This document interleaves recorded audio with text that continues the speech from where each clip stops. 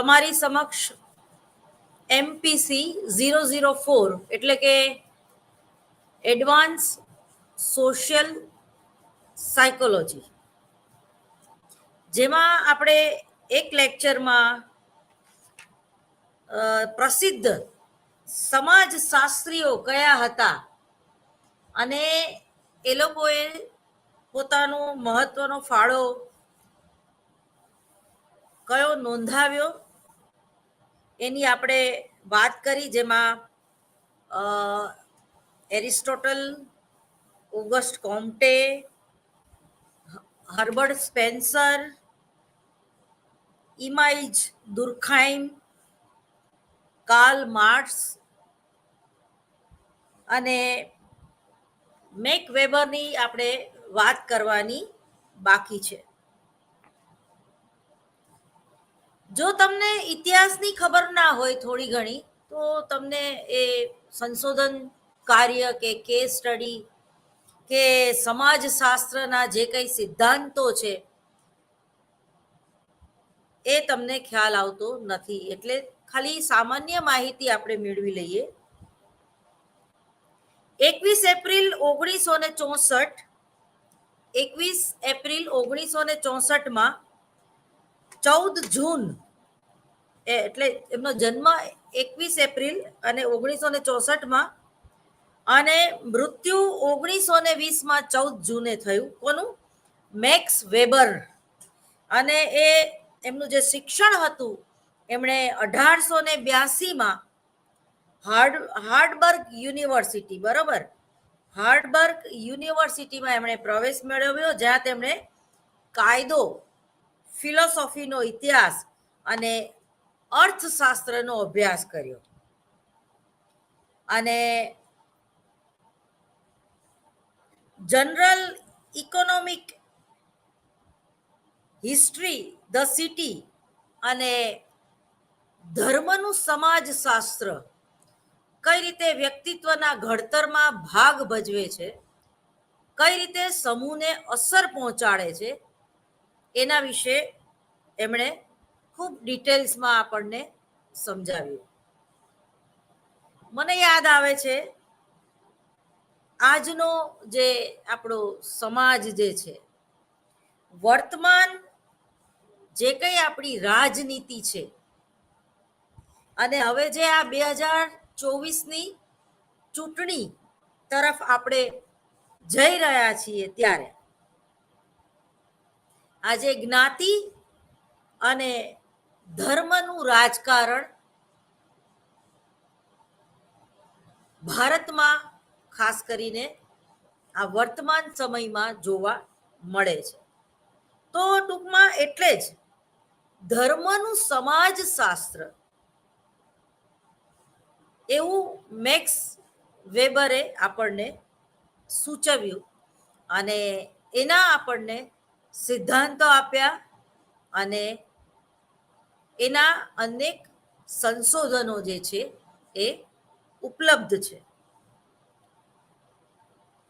એમનું જે મહત્વનું પ્રદાન છે, 1909માં વેબરે સોશિયોલોજીકલ એસોસિએશનની સ્થાપના કરી અને તેના પ્રથમ ખજાનચી તરીકે એમણે સેવા આપી. વેબર એ આધુનિક સમાજશાસ્ત્રના સ્થાપક માનવામાં આવે છે. તેઓએ નોકરશાહીનો ખ્યાલ આપ્યો હતો, બરોબર, તેઓએ નોકરશાહીનો ખ્યાલ આપ્યો હતો અને માનવીના સામાજિક વર્તનને સમજાવવામાં જર્મનીના મેક્સ વેબરનું ખૂબ જ જાણીતું નામ છે. વેબરના મતે સમાજશાસ્ત્રનું મુખ્ય અભ્યાસ વસ્તુ એ સામાજિક ક્રિયા અને સામાજિક આંતરક્રિયા છે. એ પછી આપણે વાત કરીશું ગોવિંદ સદાશિવ ધ્રુવે, જેઓ 12 ડિસેમ્બર 1893માં માલવાન એટલે કે મહારાષ્ટ્રમાં જન્મેલા 18 ડિસેમ્બર 1993 મુંબઈ મહારાષ્ટ્રમાં એ મૃત્યુ પામ્યા. એટલે 1893 એ જન્મેલા અને 1993 એ મૃત્યુ પામ્યા. એટલે 100 વર્ષનું આયુષ્ય એમને ભોગવ્યું ટૂંકમાં. એ મુંબઈ અને મહારાષ્ટ્રના હતા. એમણે શિક્ષણ જે કર્યું એ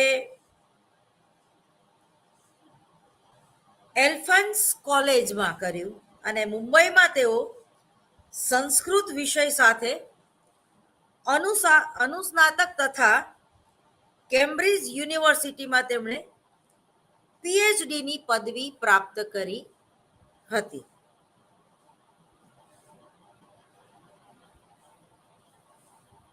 તેણે ભારતીય સંસ્કૃતિ અને ભારતીય સમાજ વિશે અનેક સંશોધનો જે છે એ હાથ ધર્યા. તેમણે 1924 બોમ્બે યુનિવર્સિટીમાં સમાજશાસ્ત્ર વિભાગના તેઓ વડા તરીકે નિયુક્ત થયા હતા અને ઈસવીસન 1952 તેમણે ઇન્ડિયન એસોસિએશન સોસાયટીના પ્રેરણા સ્તોત્ર અને સોશિયોલોજીકલ બુલેટિનની પણ એમણે સ્થાપના કરી અને બંને સંસ્થાના વડા તરીકે એમણે સેવા બજાવી. ધ્રુવે સંસ્થાઓ દ્વારા ભારતમાં સમાજશાસ્ત્રના વિકાસની એક નવી દિશા જે છે એ આપણને કંડારી આપી.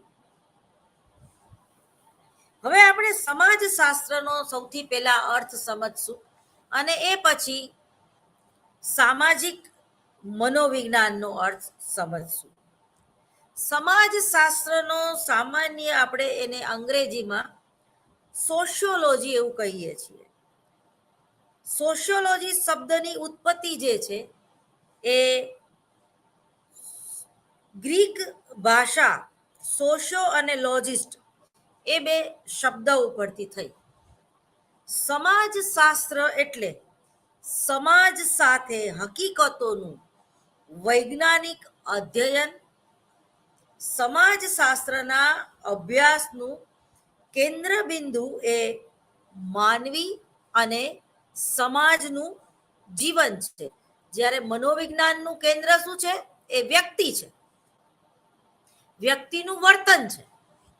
જ્યારે આ સમાજશાસ્ત્રનું કેન્દ્ર સ્થાને એનું અભ્યાસનું ક્ષેત્ર કયું છે? તો કે છે કે સામાજિક વર્તન છે. બરાબર, સમાજ જીવન છે. તેથી સમાજશાસ્ત્ર એ સામાજિક વિજ્ઞાન છે. મેકાઇવર અને પેજ નામના સમાજશાસ્ત્રીઓના મત મુજબ સમાજશાસ્ત્ર એનું જે વિષય વસ્તુ છે એ સામાજિક સંબંધો અથવા તો સામાજિક સંબંધોનું ગુંફન છે, જેને આપણે સમાજ તરીકે ઓળખીએ છીએ. સમાજશાસ્ત્રની જે દિન પ્રતિદિન પરિવર્તિત થતી વ્યાખ્યાઓ છે એનો આપણે વિચાર કરી લેવો પડે. એમાં વિદ્યુત જોશીએ જે વ્યાખ્યા આપી એ આ પ્રમાણે છે કે સમાજશાસ્ત્ર એ માનવીય સામાજિક વ્યવહારનો વૈજ્ઞાનિક અભ્યાસ કરે છે. એના પછીની જે કિમ્બોલ યંગની વ્યાખ્યા જે છે, જેણે આપણને સામૂહિક મન એટલે શું એનો ખ્યાલ સમજાવ્યો.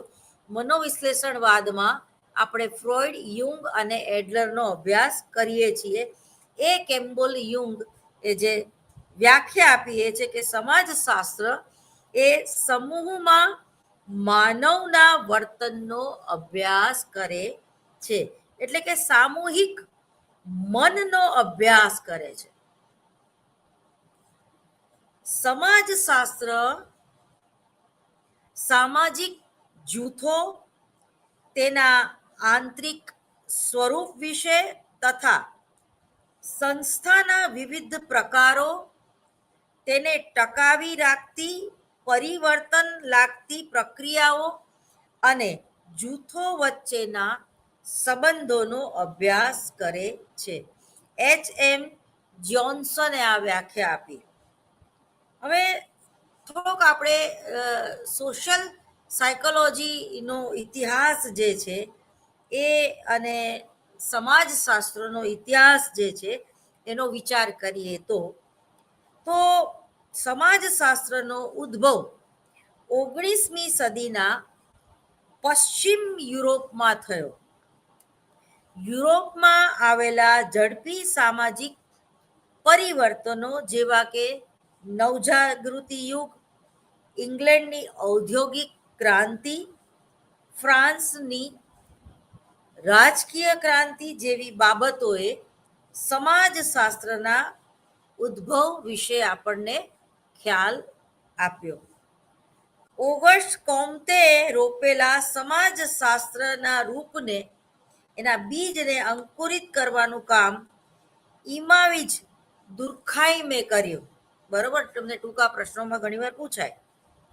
ફ્રાન્સના વિદ્વાન દાર્શનિક ઓગસ્ટ કોમ્ટે સૌપ્રથમ વૈજ્ઞાનિક દ્રષ્ટિએ સમાજને વસ્તુલક્ષી રીતે સમજવાનો પ્રયત્ન કર્યો.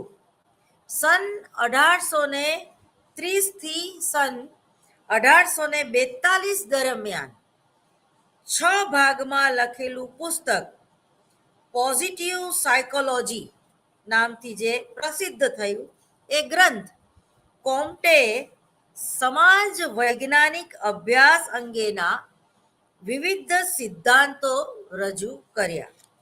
સમાજ અંગેના પોતાના આ વૈજ્ઞાનિક અભ્યાસને કોમ્ટે સૌપ્રથમ સામાજિક ભૌતિક શાસ્ત્ર અને સામાજિક મનોવૈજ્ઞાનિક શાસ્ત્ર એવું નામ આપ્યું. પરંતુ આ શીર્ષક એ પોતાના અભ્યાસની સાથે બંધ બેસતું ન હતું, માટે ઈસવીસન 1839માં તેમણે સમાજશાસ્ત્ર અથવા તો એડવાન્સ સોશિયલ સાયકોલોજી એવું નામ આપ્યું. ભારતમાં આપણે એડવાન્સ સોશિયલ સાયકોલોજીનો ક્યારે ઉદ્ભવ થયો એની વાત કરીએ તો ભારતમાં ઈસવીસન 1914માં સૌ પ્રથમ મુંબઈ વિશ્વવિદ્યાલયમાં અનુસ્નાતક કક્ષાએ સોશિયલ સાયકોલોજીનું અધ્યાપન શરૂ થયું. બ્રિટનમાં જાણીતા સમાજશાસ્ત્રીઓ અને નગર નિયામકોના અભ્યાસી પેટ્રિક ગિલ્સનના અધ્યક્ષપદે યુનિવર્સિટીમાં સોશિયલ સાયકોલોજી અથવા તો સમાજશાસ્ત્રનું ડિપાર્ટમેન્ટ શરૂ થયું. સન 1924માં જાણીતા સમાજશાસ્ત્રી ડોક્ટર ગોવિંદ સદાશિવ ધ્રુવે આ વિભાગના અધ્યક્ષ બન્યા અને 1952માં છપાયેલી ઇન્ડિયન સોશિયોલોજિકલ સોસાયટીના પ્રેરણા સ્ત્રોત સોશિયોલોજિકલ બુલેટિનના મુખ્ય સંપાદક એવા ધ્રુવે ભારતમાં સમાજશાસ્ત્રના વિકાસની એક નવી દોરી સિંચી. 1917માં કોલકાતા વિશ્વવિદ્યાલયમાં ભુજેન્દ્રનાથ શીલના પ્રયત્નોથી અર્થશાસ્ત્રની સાથે મનોવિજ્ઞાન અને સમાજશાસ્ત્રનું અધ્યયન શરૂ થયું. એ જ રીતે સુરત ખાતે આઈપી દેસાઈએ સ્થાપેલી સેન્ટર ઓફ સોશિયલ સ્ટડીઝ સંસ્થા ગુજરાતમાં સર્જનાત્મક, સામાજિક અને મનોવૈજ્ઞાનિક સંશોધનોને વેગ મળ્યો. આ જ સંસ્થામાં અર્થાત તો સામાયિક જે ગુજરાતના સંશોધકોને સંશોધન લેખો પ્રકાશિત કરવા માટે એક પ્લેટફોર્મ પૂરું પાડ્યું. ગુજરાતમાં સમાજશાસ્ત્રના વિકાસમાં N.A. થુથી, I.P. દેસાઈ અને અક્ષય કુમાર દેસાઈ, નીરા દેસાઈ અને તારાબેન પટેલ, A.M. શાહ વગેરેનું મહત્વનું યોગદાન છે. સમાજશાસ્ત્ર અને મનોવિજ્ઞાનને શું લેવા દેવા? તો જેમાં શારીરિક માનવશાસ્ત્ર, સાંસ્કૃતિક માનવશાસ્ત્ર અને પુરાતત્વીય માનવશાસ્ત્ર, બરાબર, એ બધાને લેવા દેવા છે. શારીરિક માનવશાસ્ત્ર એ માનવીય શરીરની રચના, શારીરિક લક્ષણો, માનવીની જુદી જુદી જાતિઓ અને આ જાતિઓ એકબીજાથી કઈ રીતે જુદી પડે છે અને તેનો અભ્યાસ કઈ રીતે કરી શકાય, તેમજ સાંસ્કૃતિક માનવશાસ્ત્ર આદિ માનવના આચારો, રીત રિવાજો, રૂઢિ અને પરંપરા, તેની સામાજિક સંસ્થાઓ અને તેમનું કાર્ય વગેરેનો અભ્યાસ કરે છે. પુરાતત્વીય માનવશાસ્ત્ર એ સંશોધન દરમિયાન પ્રાપ્ત થયેલા અવશેષોના આધારે પુરાતન સંસ્કૃતિના ઉદ્ભવ અને તેના વિકાસનો અભ્યાસ કરે છે. અને માનવશાસ્ત્ર એ સમાજશાસ્ત્રના અભ્યાસની પૂર્વ તૈયારીનો તબક્કો છે. અંતે આપણે કોઈ પણ સમાજ, કોઈ પણ સંસ્થા, કોઈ પણ જૂથ કે કોઈ પણ સમૂહનો અભ્યાસ શા માટે કરીએ છીએ? કારણ કે એ આપણા વ્યક્તિગત વિકાસને વેગ આપે છે, આપણા વ્યક્તિત્વને પ્રેરણા પૂરી પાડે છે. મનોવિજ્ઞાન એ વ્યક્તિના વર્તનનું વિજ્ઞાન છે, જ્યારે સમાજશાસ્ત્ર એ સમાજ દ્વારા નિશ્ચિત થયેલા ધારાધોરણો, મૂલ્યો, રીત રિવાજો, રૂઢિ અને પરંપરાઓ વગેરેની કોઈ એક વ્યક્તિ ઉપર કેવી અસર નિપજાવે છે અને એ વ્યક્તિ સમાજથી પ્રેરાઈને કેવા પ્રકારના કાર્યો કરે છે એનો વિચાર અને સંશોધન કરે છે. સોશિયલ સાયકોલોજીની આપણે વાત કરીએ ત્યારે આપણે મેસ્લોની જે પ્રેરણા છે જુદી જુદી, એમાંની એક જે પ્રેરણા છે એ છે પ્રતિષ્ઠાની પ્રેરણા, સામાજિક આબરૂ મેળવવાની પ્રેરણા. કારણ કે આપણે બધા સામાજિક પ્રાણી છીએ. ભલે આપણા વ્યક્તિગત વર્તનનો અભ્યાસ કરવાની વાત આવે મનોવિજ્ઞાનમાં, પરંતુ આપણું જે વર્તન છે એ કોનાથી પ્રભાવિત થાય છે? આપણી સંસ્કૃતિથી, આપણા કુટુંબના વિચારોથી, આપણા સમાજના વિચારોથી. આપણે જે કંઈ સંસ્કૃતિ કે જે કંઈ સમાજમાંથી આવીએ છીએ તો એના દ્વારા આપણું વ્યક્તિત્વ જે છે, આપણા વ્યક્તિત્વના લક્ષણો જે છે એ પ્રભાવિત થતા હોય છે. તો આ બંને જે છે એ સામાજિક વિજ્ઞાનો એકબીજા પાસેથી માહિતીની આપ-લે કરે છે. સમાજશાસ્ત્ર એ વ્યક્તિત્વ વગેરેના અભ્યાસમાં મનોવિજ્ઞાન પાસેથી માહિતી મેળવે છે, જ્યારે મનોવિજ્ઞાન એ વ્યક્તિના વર્તનને સમજવા, જૂથને ધ્યાનમાં રાખે છે અને તે અંગેની માહિતી સમાજશાસ્ત્ર પાસેથી મેળવે છે અથવા તો સમાજશાસ્ત્રને માહિતી પહોંચાડે છે. આપણે કોઈ પણ એક વ્યક્તિ, દાખલા તરીકે અમિતાભ બચ્ચનના વ્યક્તિત્વનો અભ્યાસ કરવો હોય તો કેવી રીતે કરશો? ખાલી અમિતાભ બચ્ચનના ગુણ કે અમિતાભ બચ્ચનના લક્ષણો કે એની બોડી લેંગ્વેજ એનું માપન કરશો ને, તો એનું માપન કરશો અને એનું કઈ રીતે વિશિષ્ટ પ્રદાન છે સમાજ માટે, એ નિશ્ચિત શેના ઉપરથી કરશો? તો ટૂંકમાં જે કંઈ સામાજિક વિજ્ઞાનો છે એમાં મનોવિજ્ઞાન પણ આવી ગયું, સોશિયલ સાયકોલોજી, જે કંઈ સામાજિક વિજ્ઞાનો છે એના જે સંશોધનો છે એ હંમેશા તુલનાત્મક હોય છે. કેવા હોય છે? તુલનાત્મક હોય છે. શા માટે તુલનાત્મક હોય છે?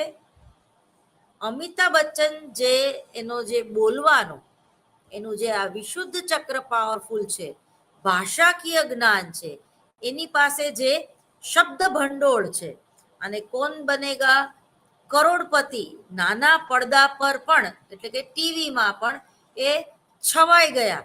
તો એનું મુખ્ય કારણ શું છે? કારણ કે એ સમાજ સાથે નિસ્બત ધરાવતી એક ક્રિએટિવ પર્સનાલિટી છે. બરાબર? એને એ સંસ્કાર કોની પાસેથી મેળવ્યા? તો હરિવંશરાય બચ્ચન, જે બહુ સારા કવિ અને લેખક હતા. બરાબર? હરિવંશરાય બચ્ચનની કવિતા તમે સાંભળી હશે એમના મોઢે જ. બરાબર? તો એ જે સંસ્કારોનું બીજ ક્યાંથી રોપાણું? તો એમના માતા પિતા આગળથી. એમની માતા પણ ખૂબ સારા યુનિવર્સિટીના પ્રોફેસર હતા. બરોબર? તો આ જે વાતાવરણ છે એ નાનપણથી જ આપણને ગળથૂથીમાંથી મળે છે. આજે આપણને એ જે બોલે છે, સંબોધન કરે છે આખા સમાજને, તમને અને મને, કે દેવીઓ ઓર સજ્જનો, તો આપણને કેટલું એ સાંભળવું ગમે છે. બરોબર? જેમ સ્વામી વિવેકાનંદે, મારા વાલા ભાઈઓ અને બહેનો, એવું એમણે ઓક્સફર્ડ યુનિવર્સિટીમાં જઈને ભાષણમાં શરૂ એવી રીતે કરી હતી. તો એ સ્વામી વિવેકાનંદમાંથી ક્યાંક એમના ગુણો આવેલા છે, ક્યાંક એમના માતા પિતામાંથી એ ગુણો આવેલા છે. તો એક પ્રતિષ્ઠાની જરૂરિયાત, મેસ્લો, ઇવાની બીચ પાઉલો અને મેસ્લો હંમેશા એ પ્રતિષ્ઠાની જરૂરિયાત અને એ પછી આત્મ સાક્ષાત્કારની પ્રેરણા કે જરૂરિયાત એવું કહે છે. તો કોઈ પણ વ્યક્તિ જે છે એ સમાજ એનું ઘડતર કરે છે. કોઈ પણ વ્યક્તિનો વ્યક્તિત્વ વિકાસ કે એનામાં જે ગુણો ખીલવવાનું કામ છે, એને જે કેળવણી આપવાનું કામ જે છે, એ કોના દ્વારા નિશ્ચિત થાય છે? જે તે સમાજ અને જે તે સંસ્કૃતિ દ્વારા. ભારતીય સંસ્કૃતિની આપણે વાત કરીએ તો એકતામાં ભિન્નતા અને ભિન્નતામાં એકતા. બરોબર? આપણે આપણા કુછ ગીતમાં પણ ગાઈએ છીએ કે જય જય જય હે ભાગ્ય વિધાતા, વંદન વિશ્વ વિધાતા, રામ કૃષ્ણ ઓર બુદ્ધ કી ભૂમિ. બરોબર? આપણે અહીંયા અનેક સંપ્રદાયો છે, અનેક ધર્મો છે જુદા જુદા. સનાતન ધર્મ, શીખ ધર્મ, ઈસાઈ ધર્મ, મુસ્લિમ ધર્મ, પારસી ધર્મ, કુલ 11 ધર્મો છે જુદા જુદા, જેને આપણે ખૂબ ઐતિહાસિક અથવા તો જૂના ધર્મો તરીકે ઓળખીએ છીએ. જૈન ધર્મ. પણ મુખ્ય જે ધર્મ છે એ તો કયો છે? સનાતન ધર્મ. સનાતન ધર્મ જે છે એ વૈવિધ્યસભર છે. દરેકે પોતાના એક આગવા વિકાસ માટે, એક આગવી શૈલી માટે એ ધર્મનું પ્રદાન ક્યાંક ને ક્યાંક જોવા મળે છે. આપણે કોઈ પણ સમાજનો અભ્યાસ કરવો હોય તો જે તે એ સમાજમાં રહેતા લોકોના અભ્યાસ કરવા માટે એ કયા ધર્મનું પાલન કરે છે એનો અભ્યાસ કરવો જોઈએ. જેમ કે યાદવ વંશ એટલે કૃષ્ણ, અને રામ એટલે સૂર્યવંશી એવું આપણે કહીએ છીએ. આપણા મુખ્ય દેવી દેવતાઓ તો કે છે કે બ્રહ્મા, વિષ્ણુ અને મહેશ. આપણા કેટલા વેદ? તો કે છે કે 4 વેદ: યજુર્વેદ, સામવેદ, અથર્વવેદ અને ઋગ્વેદ. બરોબર. 18 પુરાણો છે. બરોબર. અને 108 રામાયણ ના રચયિતા છે, લખનારા છે. આપણને તો ખાલી વાલ્મીકી રામાયણની ખબર છે કે તુલસીદાસની રામાયણની ખબર છે, પણ રામાયણો પણ દાખલા તરીકે હરિવંશરાય બચ્ચને પણ એના વિશે વાત કરી છે. અને આજના જે વિશ્વાસ કુમાર, જે સબકા અલગ અલગ રામ, એના રામાયણ વિશે એમણે પણ વાત કરી છે. મોરારી બાપુ પણ રામની કથા કરે છે. તો ટૂંકમાં આપણો જે સમાજ જે છે એ ધર્મ આધારિત સમાજ છે. ઇવન આપણું બંધારણ છે, એમાં પણ બંધારણના પહેલા જ પેજ ઉપર એ રામ ભગવાનનો ફોટો રાખવામાં આવ્યો છે. અને એ સનાતન ધર્મને ધ્યાનમાં રાખીને જ આપણું જે બંધારણ જે છે એ રચવામાં આવ્યું છે. તો ટૂંકમાં મતલબ કે માનવીના જે કંઈ આર્થિક ઉપાર્જનથી માંડીને પોલિટિકલ લેવલે કે રાજ્ય કક્ષાની જે કંઈ વાતો છે, એ બધા એ સોશિયલ સાયકોલોજી એમાં રસ ધરાવે છે. બરોબર. સમાજનું જે કાર્યક્ષેત્ર છે અત્યંત વ્યાપક છે. સોશિયલ સાયકોલોજીનું જે અભ્યાસનું ક્ષેત્ર છે એ અત્યંત વ્યાપક છે, જેમાં ગ્રામીણ સોશિયલ એટલે કે મનોવૈજ્ઞાનિક બાબતો પણ આવી જાય, કુટુંબની વાત પણ આવી જાય, સમાજની પ્રાદેશિક સમાજશાસ્ત્રની વાત આવી જાય, ઔદ્યોગિક સંસ્થાની પણ વાત આવી જાય, અને માનવશાસ્ત્રની અને ન્યાયતંત્રની, કાનૂનની પણ વાત આવી જાય, અને બંધારણની પણ વાત આવી જાય.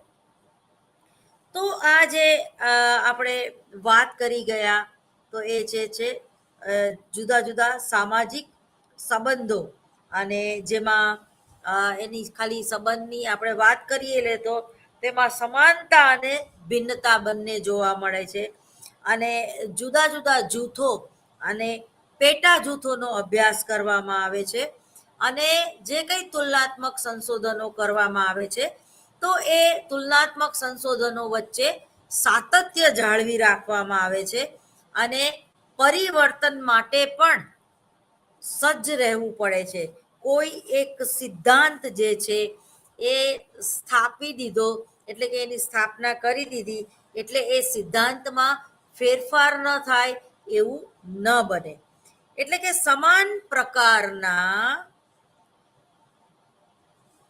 સમૂહ એટલે કે સામૂહિક ધ્યેય ઉદ્દેશ્યની પૂર્તિ માટે એકબીજા સાથે આંતરક્રિયામાં આવનારા દરેક વ્યક્તિઓનો સમૂહ જે હોય છે, એમાં મિત્ર સમૂહ હોય, સગપણ સમૂહ હોય, કે યુનિવર્સિટીનો સમૂહ હોય, કે જ્ઞાતિ મંડળનો સમૂહ હોય, કે ધર્મસ્થાન અંગે ભેગા થયેલા લોકોનો સમૂહ હોય, તો એ બધા લોકોનો અભ્યાસ કરવામાં આવે છે.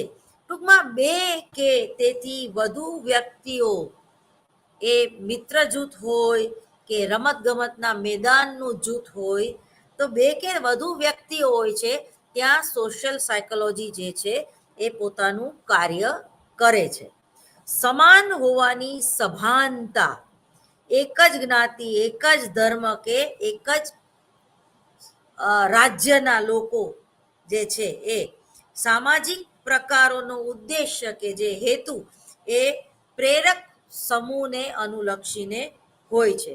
એમ જ સામાજિક આંતરક્રિયા એ સ્વચ્છતા અભિયાન અને અંતર્ગત કામ કરનારી અનેક સામાજિક અને રાજકીય યોજનાઓને પણ પ્રભાવિત કરતી જોવા મળે છે. ટૂંકમાં મંડળ, વર્ગ, જ્ઞાતિ વગેરેનો અભ્યાસ એ સોશિયલ સાયકોલોજી કરે છે.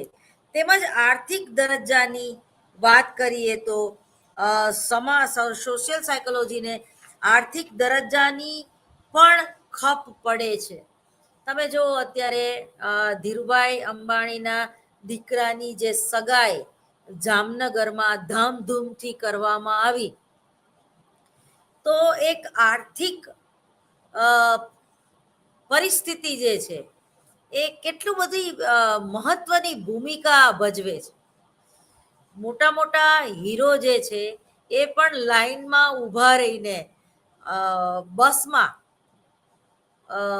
પોતે આવ્યા એક સામાન્ય વ્યક્તિની જેમ. એણે ક્યાંય કોઈ પણ હીરોએ, શાહરૂખ ખાને, આમિર ખાને કે અક્ષય કુમારે કે રણબીર કપૂરે કોઈ પણ એવો પોતે સેલિબ્રિટી તરીકે પોતાની જાતને જામનગરમાં વ્યક્ત ન કરી. ટૂંકમાં એ લોકોએ પોતાનો ઈગો જે છે એ સાઈડ ઉપર મૂકી દીધો. અને આવા દ્રશ્યો આપણને ધીરુભાઈ અંબાણીના ઘરે ઘણી વખત જોવા મળ્યા છે કે આમિર ખાન એમના ઘરે પીરસતા હોય, ઇવન અમિતાભ બચ્ચન એમના ઘરે પીરસતા હોય, બરાબર. અને પેલી જે ડાન્સર હતી, નામ તો હું ભૂલી ગઈ, બરાબર, બહુ સારી ડાન્સર અને સિંગર હતી. તો એને પણ ભૂતકાળમાં એવું જાહેરમાં સ્ટેટમેન્ટ કરેલું કે ભારત એક ગરીબ દેશ છે. તો ભારત એક ગરીબ દેશ છે, એમાં રહેલા ગુજરાત રાજ્યમાં રહેલા ધીરુભાઈ અંબાણીને એને ડાન્સર તરીકે નચાવી અને ભારત એક ગરીબ દેશને પણ તને નાચવા બોલાવીને તને 75 કરોડ રૂપિયા આપી શકે એવું પ્રસ્થાપિત કર્યું. તો આ પ્રકારનું જે ગુજરાતી લોકોનો મિજાજ છે આપણો, બરાબર, અમે તો ગુજરાતી, બધી જગ્યાએ અમે છવાઈ જઈએ. અને જે આપણી ભારતની આર્થિક પરિસ્થિતિ મજબૂત કરવામાં પણ ગુજરાતનો ખૂબ મહત્વનો ફાળો છે. ધીરુભાઈ અંબાણી પણ ગુજરાતના છે અને બીજા બધા ઘણા બધા જે બિઝનેસમેન છે એ ગુજરાતના છે. તો કહેવાનો મતલબ એમ છે કે આ સમાજ તમે જો, અને સમાજની આર્થિક પરિસ્થિતિ, હવે એ આર્થિક પરિસ્થિતિ ધીરુભાઈની મજબૂત હોય તો આ બધાને બોલાવી શકે ને, બાકી તો કેવી રીતે બોલાવી શકે. પેલા આઈફોનના માલિક કોણ છે, એને પણ એમને નિમંત્રણ આપ્યું હતું. અને સોશિયલ મીડિયા તો અત્યારે આખું એનેથી જ ભરેલું છે, બરાબર. આપણે નામ જ કહીએ છીએ સોશિયલ મીડિયા, બરાબર. તો સમાજમાં જે આ આર્થિક બાબત છે એની પણ એક જબરજસ્ત પોઝિટિવ અથવા તો નેગેટિવ આપણને અસરો જોવા મળે છે. હવે આપણે સમાજશાસ્ત્ર એટલે કે સામાજિક મનોવિજ્ઞાનનું સ્વરૂપ કેવું છે, બરાબર. તો સામાજિક મનોવિજ્ઞાનની વ્યાખ્યા થઈ ગઈ. સામાજિક મનોવિજ્ઞાનનું સ્વરૂપ, એનું કાર્યક્ષેત્ર અને સામાજિક મનોવિજ્ઞાનના જુદા જુદા અભિગમો, બોધાત્મક અભિગમ છે એનો, અને ઉત્ક્રાંતિમૂલક અભિગમ છે, તેમજ સમાજલક્ષી મનોવિજ્ઞાનનો અન્ય વિજ્ઞાનોની સાથે આદાન પ્રદાન, બરાબર, એ બધી વાત આપણે કરીશું. જેમાં સામાજિક મનોવિજ્ઞાનને સામાન્ય મનોવિજ્ઞાન સાથે શું સંબંધ છે, સમાજલક્ષી મનોવિજ્ઞાનને સમાજશાસ્ત્ર સાથે શું, એ આપણે વાત કરી ગયા. એ જ રીતે સમાજલક્ષી મનોવિજ્ઞાનની જે અભ્યાસની પદ્ધતિઓ છે, જેમાં વ્યવસ્થિત નિરીક્ષણની પદ્ધતિ, સહસંબંધક સંશોધન પદ્ધતિ અને જુદી જુદી પ્રયોગાત્મક પદ્ધતિનો પણ આપણે જેને કહેવાય કે વાત કરીશું. સામાજિકરણની પ્રક્રિયા એટલે શું? ખૂબ જ મહત્વનો પ્રશ્ન, જેમાં 3 મુદ્દાઓ જુદા જુદા આપણે જોવામાં આવે છે. જેમાં સંલગ્નતા એટલે કે અન્યની સાથે રહેવું. જો માનવી એક સામાજિક પ્રાણી છે, આપણે એકલા નથી રહી શકતા. ઘણાને તો શોપિંગ કરવા જવું હોય કે બહાર જવું હોય તો પણ પાડોશી સાથે જાય, બેનપણી હોય, કોઈ પણ વ્યક્તિ જે છે મિત્ર વગર કંટાળી જાય છે. સોશિયલ મીડિયામાં પણ કોઈ વ્યક્તિને જો આપણે બ્લોક કરી દઈએ અથવા તો કોઈ ગ્રુપમાંથી એને આપણે કાઢી મૂકીએ તો પણ એને ખરાબ લાગી જાય છે. અને ઘણી, હમણાં જ એક હિરોઈને એના બોયફ્રેન્ડે એને બ્લોક કરી દીધી તો એને આપઘાત કર્યો. આ વ્યક્તિગત પ્રશ્ન છે, પરંતુ ઘણીવાર સામાજિક બહિષ્કાર પણ વ્યક્તિ જે છે એ સહન કરી શકતી નથી.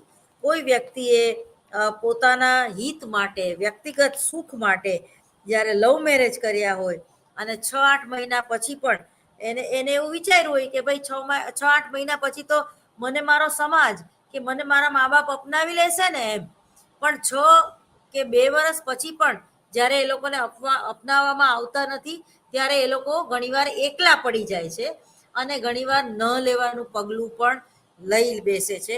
એટલે કે સંલગ્નતા એ બહુ જરૂરી છે. સંલગ્નતા એટલે કે અન્યની સાથે રહેવું. માનવી હંમેશા બીજાના સહવાસમાં રહે છે. તેને અન્યથી જુદા પાડીને આપણે જોઈ શકાતા નથી. માનવ શિશુ પ્રારંભમાં માતા પિતા સાથે હળી મળીને રહેતું હોય છે અને તેની વય વધતી જાય છે તેમ તેમ એ સંલગ્નતાનું જે એનું ક્ષેત્ર જે છે એ વધતું જાય છે. એકલતા એ માનવીને એબનોર્માલિટી તરફ લઈ જાય છે. બરોબર, માનવીને સેના તરફ? સાયકોસોમેટિક ડિસીઝ તરફ લઈ જાય છે. ગુનેગારોને ઘણીવાર એકાંતવાસની સજા કરવામાં આવે છે. સામાજિક બહિષ્કાર કરવામાં આવે છે ટૂંકમાં. આવી સજામાં તે સમાજનો સંપર્ક સંપૂર્ણપણે ગુમાવી બેસે છે અને તેની અસર તેના માનસિક સ્વાસ્થ્ય ઉપર પણ થાય છે.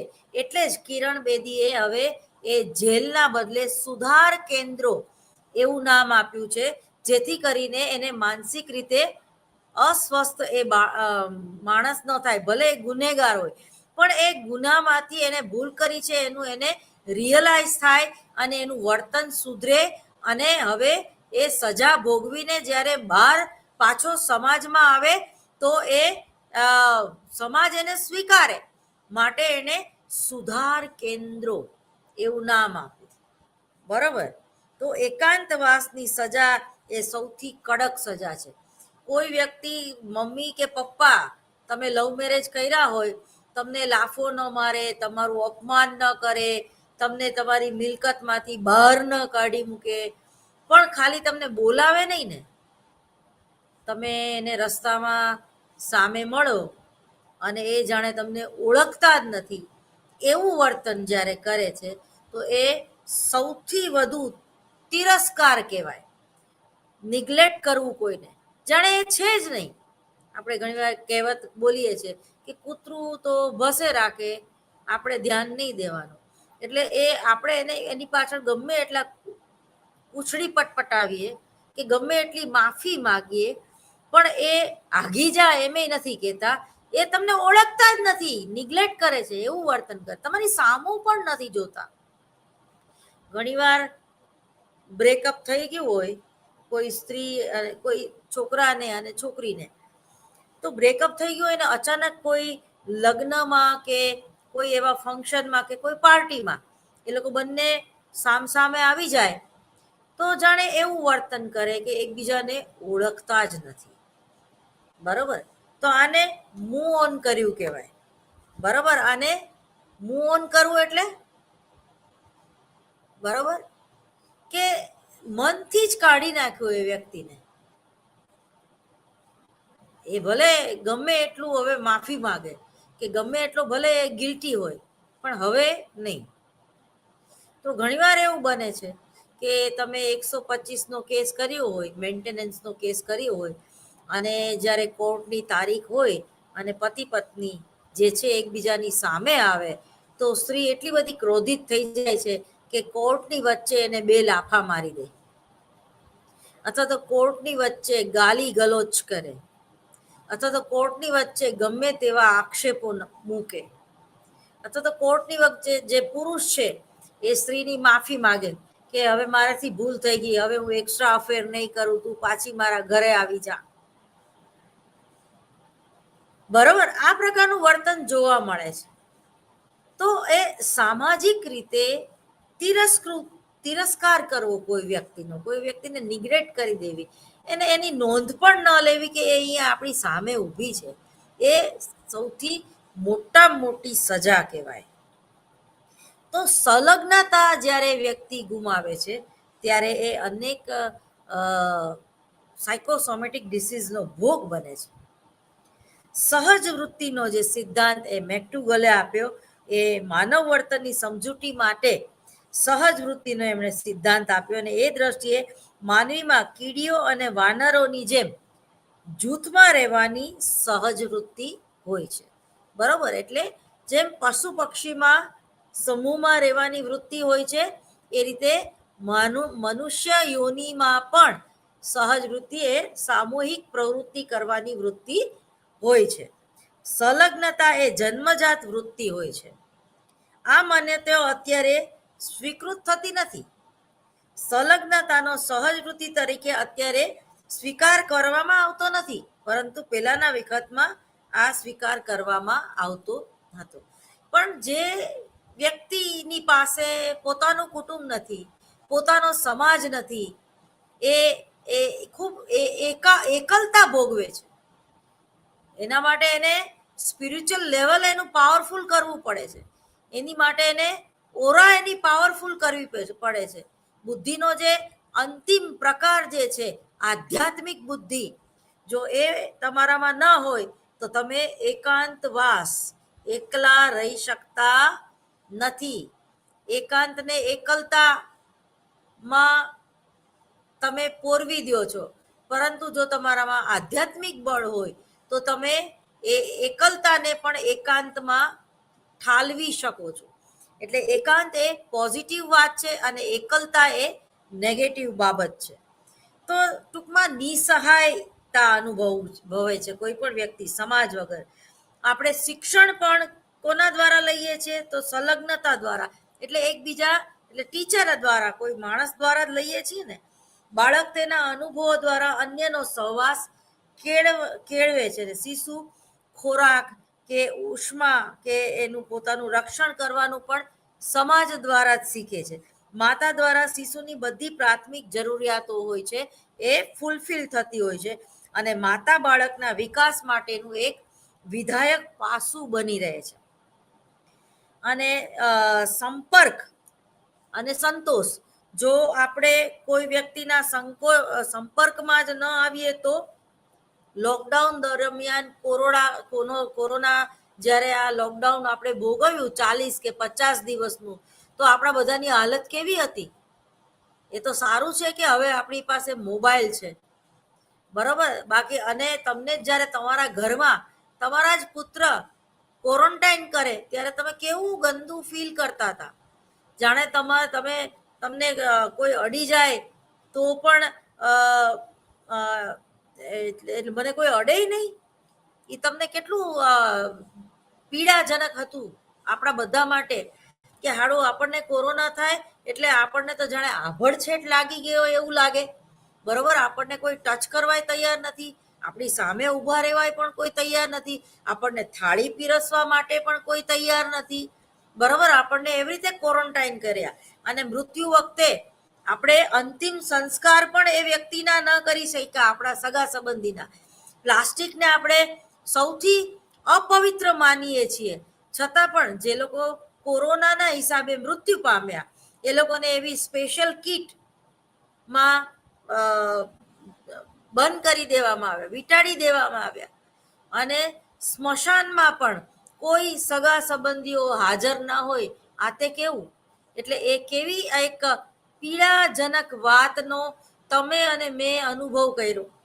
તો જ્યારે તમે એકલા પડી જાઓ છો ત્યારે એ ખૂબ જ દયનીય પરિસ્થિતિ તમારી થાય છે. અને ઘણીવાર તો માણસ એકલો પડી ગયા હોવાના હિસાબે મનોભાર અનુભવે છે, ચિંતા અનુભવે છે, અથવા તો એને આપઘાત કરવાનું મન પણ થાય છે. ઘણીવાર પરાણે તમે તમારા માતા પિતાને હોસ્પિટલાઇઝ કરાવી દીધા હોય, બરાબર, એને હોસ્પિટલમાં ન જવું હોય તો પણ તમે એને પરાણે મોકલી દીધા હોય, તો ઘણીવાર કોરોનાના હિસાબે નહીં, પરંતુ એ તમારા સંપર્કમાં નથી એના હિસાબે પણ ઘણા લોકોએ જીવ ગુમાવ્યા. એ પછી છે અધીનતાની પરિસ્થિતિ. અધીનતા માટે આધારિતતા કે અવલંબિત શબ્દો એ વધારે જે છે એ યોગ્ય છે. આધીનતા એટલે કે બીજા પર આધાર રાખવો. જે બાળકો જે છે, નવજાત શિશુ, એ જન્મે છે અને પોતાની પ્રાથમિક જરૂરિયાતો જેમ કે ખોરાક, પાણી, સહજ વૃત્તિ સંતોષવી, ઉષ્ણતા, શીતળતા, ભય વગેરે સામે રક્ષણ મેળવવા માટે એ માતા પિતા અને પોતાના કુટુંબ ઉપર આધાર રાખતું હોય છે.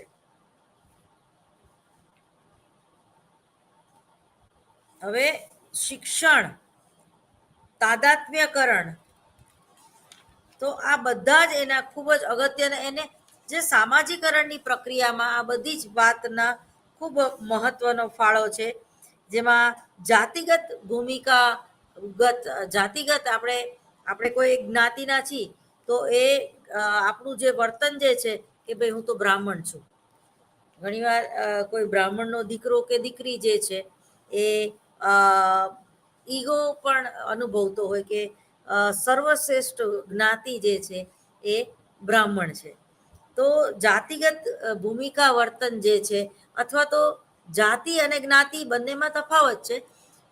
દાખલા તરીકે સ્ત્રી તરીકે જે આપણી ભૂમિકા કે આપણું જે વર્તન હોય છે એ અલગ હોય છે, અને પુરુષ તરીકે જે કંઈ આપણું વર્તન હોય છે એ અલગ હોય છે. એ પછી સામાજિકરણની પ્રક્રિયામાં બીજો જે મુદ્દો છે ભાષાકીય અને બોધાત્મક કુશળતા. ત્રીજું છે એ નૈતિક વિકાસ. ચોથું છે વ્યાવસાયિક અભિમુખતા. તો સામાજિકરણની પ્રક્રિયા જે છે એ જાતિગત ભૂમિકા વર્તન ઉપર આધાર રાખે છે, ભાષાકીય બોધાત્મક કુશળતા ઉપર આધાર રાખે છે, નૈતિક વિકાસ જે તે સમાજ કે વ્યક્તિનો કેટલો થયો છે એના ઉપર પણ આધાર રાખે છે, વ્યવસાયિક અભિમુખતા એટલે કે તમે કયા વ્યવસાય સાથે સંકળાયેલા છો એના ઉપર પણ આધાર રાખે છે. હવે સામાજિક જે પ્રત્યક્ષીકરણની આપણે વાત કરીએ તો જેમાં સામાજિક પ્રત્યક્ષીકરણ કોને કહેવાય? તો કે સામાજિક મનોવિજ્ઞાન એ સામાજિક પરિસ્થિતિના સંદર્ભમાં વ્યક્તિના વર્તનનો અભ્યાસ કરે છે. સામાજિક પરિસ્થિતિમાં વ્યક્તિ વચ્ચેની આંતરક્રિયાઓનો સમાવેશ થાય છે. આંતરક્રિયા માત્ર શાબ્દિક કે ભાષાકીય માધ્યમ દ્વારા જ નહીં, પરંતુ ચહેરાના હાવભાવ, નેત્ર સંપર્ક એટલે કે બોડી લેંગ્વેજ, બરાબર, અંગ વિન્યાસ જેવા બિન શાબ્દિક વિનિમય દ્વારા પણ થતો હોય છે. આ પ્રકારના વિનિમયને આધારે દરેક વ્યક્તિ અન્ય વ્યક્તિને જાણવા કે સમજવાનો પ્રયત્ન કરે છે. આ રીતે અન્ય વ્યક્તિઓને જાણવા કે સમજવાને હિસાબે સામાજિક પ્રત્યક્ષીકરણ એને કહેવામાં આવે છે. સામાજિક પ્રત્યક્ષીકરણ એ અન્ય લોકો વિશેનું પ્રત્યક્ષીકરણ છે, જેને સામાજિક મનોવિજ્ઞાનમાં સામાજિક પ્રત્યક્ષીકરણ કહેવામાં આવે છે. આપણને માત્ર બીજાના વર્તનને જાણવાથી જ સંતોષ થતો નથી, તેના વર્તનના કારણોને જાણવાથી પણ આપણને ઉત્સુકતા જોવા મળે છે. એટલે કે ગુણ, લક્ષણો, પ્રેરણા, એની જરૂરિયાત વગેરે વિશે પણ આપણે માહિતી ઉપલબ્ધ કરતા હોઈએ છીએ. આવું ગુણ આરોપણ અન્ય વ્યક્તિના બાહ્ય વર્તનના નિરીક્ષણને આધારે જ રહેવું જોતું હોતું નથી. તેથી ગુણારોપણના અભ્યાસની સાથે ગુણારોપણમાં ભૂલો ઘણીવાર ઉત્પન્ન થતી હોય છે. એટલે સામાજિક પ્રત્યક્ષીકરણ ઘણીવાર આપણા મનોવલણોને આધારિત જોવા મળે છે. એક કહેવત છે ને કે જેવી દ્રષ્ટિ એવી સૃષ્ટિ. કમળો હોય એને હંમેશા પીળું જ દેખાય. તો એમાં જે સામાજિક પ્રત્યક્ષીકરણની જે વ્યાખ્યા છે એમાં બેનર અને બાયર્સ નામના સાયકોલોજિસ્ટે ઈસવીસન 1997માં સામાજિક પ્રત્યક્ષીકરણ એવી પ્રક્રિયા છે જેના દ્વારા આપણે અન્ય વ્યક્તિઓને જાણવાનો તેમજ સમજવાનો પ્રયત્ન કરીએ છીએ. એ પછી બેકમેને જે વ્યાખ્યા આપી એ આ પ્રમાણે છે કે સામાજિક પ્રત્યક્ષીકરણ એ એવી પ્રક્રિયા છે જેના આધારે અન્ય વ્યક્તિના વિચારો, અભિપ્રાયો કે લાગણીઓ વિશે આપણે અનુમાન બાંધતા હોઈએ છીએ. ફેલ્ડમેને જે વ્યાખ્યા આપી સામાજિક પ્રત્યક્ષીકરણની એ આ પ્રમાણે છે કે અન્ય વ્યક્તિઓ માટેની સમગ્ર છાપ બનાવવામાં તેના વિશિષ્ટ ગુણ લક્ષણો પણ વ્યક્તિમાં જે રીતે ધ્યાન કેન્દ્રિત કરવા પ્રેરે છે તેને સામાજિક પ્રત્યક્ષીકરણ કહેવામાં આવે છે.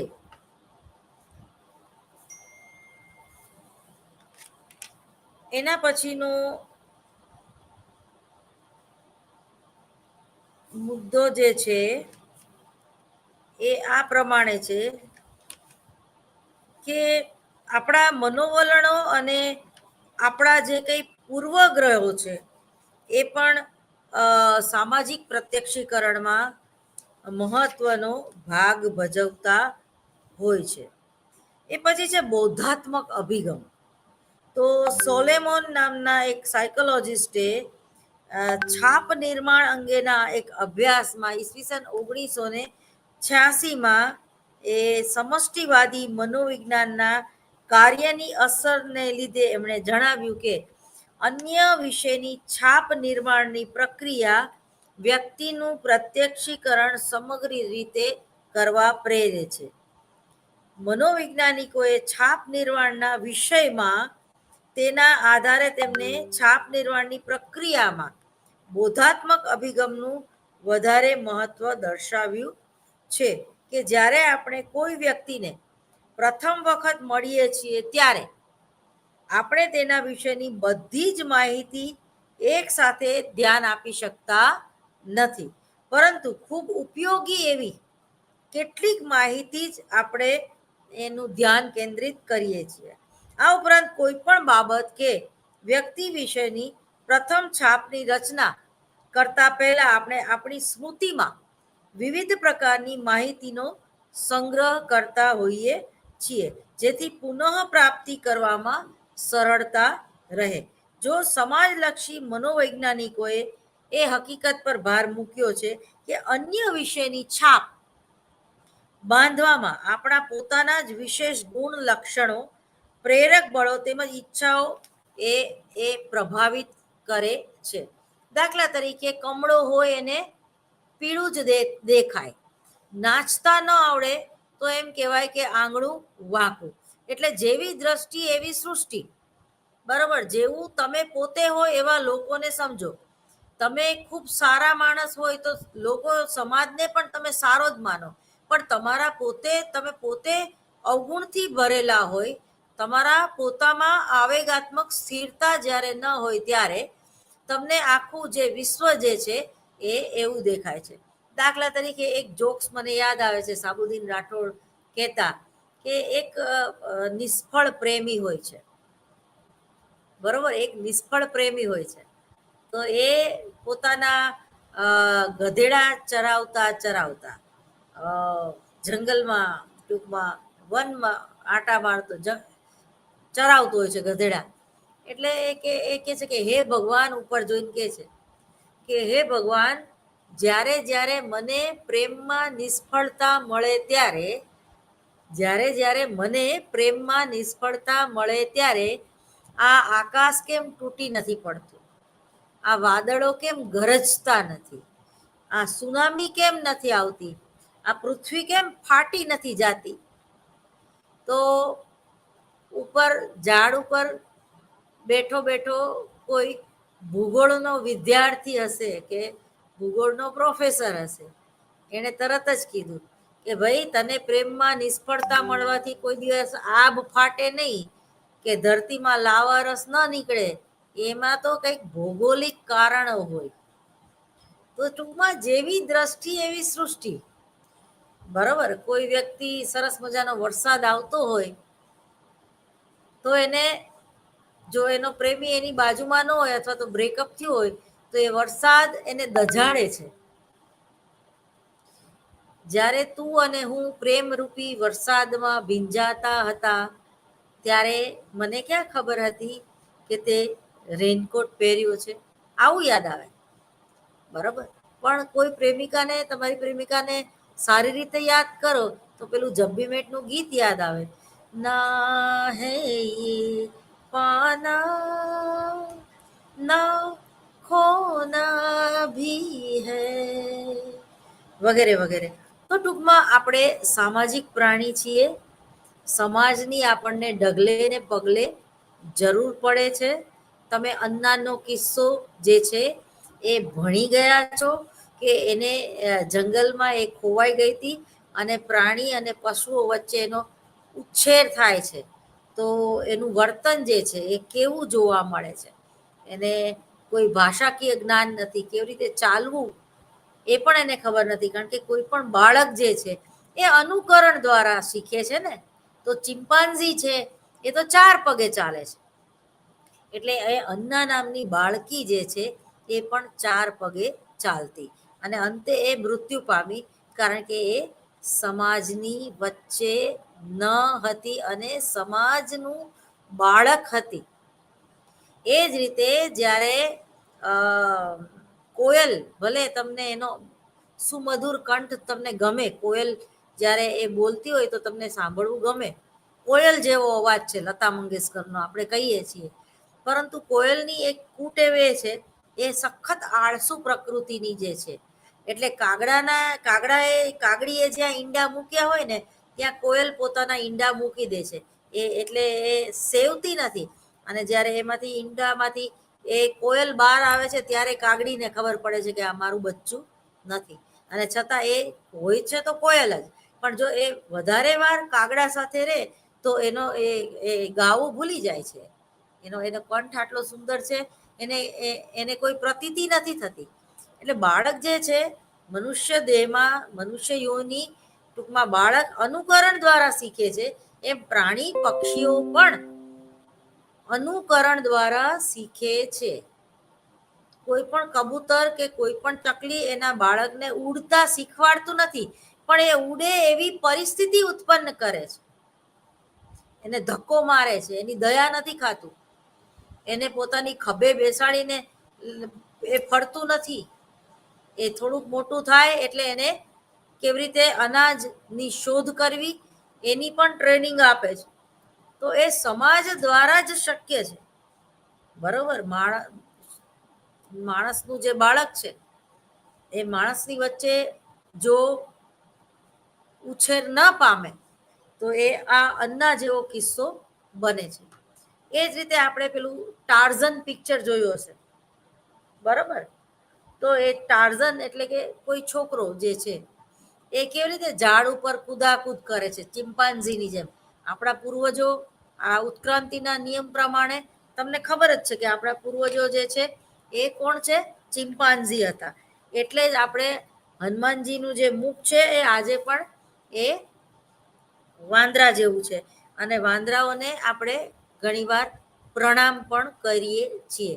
આપણા દેશમાં પ્રાણી અને પક્ષીઓની પણ પૂજા કરવામાં આવે છે. જે રીતે ગાયત્રી માનું વાહન જે છે એ હંસ છે, એ જ રીતે આપણે નાગ દેવતાની પણ પૂજા કરીએ છીએ. નાગપાંચમને દિવસે પણ આપણે મંદિરે જઈને નાગ દેવતાની પૂજા કરીએ છીએ. તો આ જે કંઈ ધાર્મિક અને આપણા જે કંઈ રીત રિવાજો છે એના હિસાબે સામાજિકરણની પ્રક્રિયા જે છે એ સંભવ બને છે.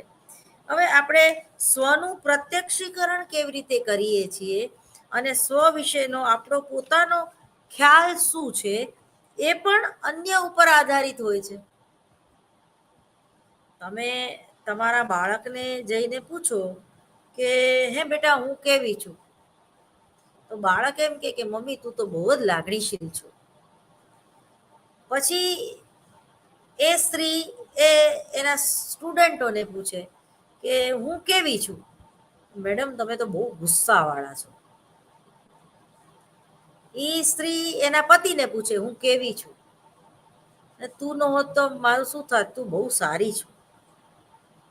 તો દરેક વ્યક્તિએ તમારો રોલ જે છે એ તમારે જુદો ભજવવાનો હોય છે.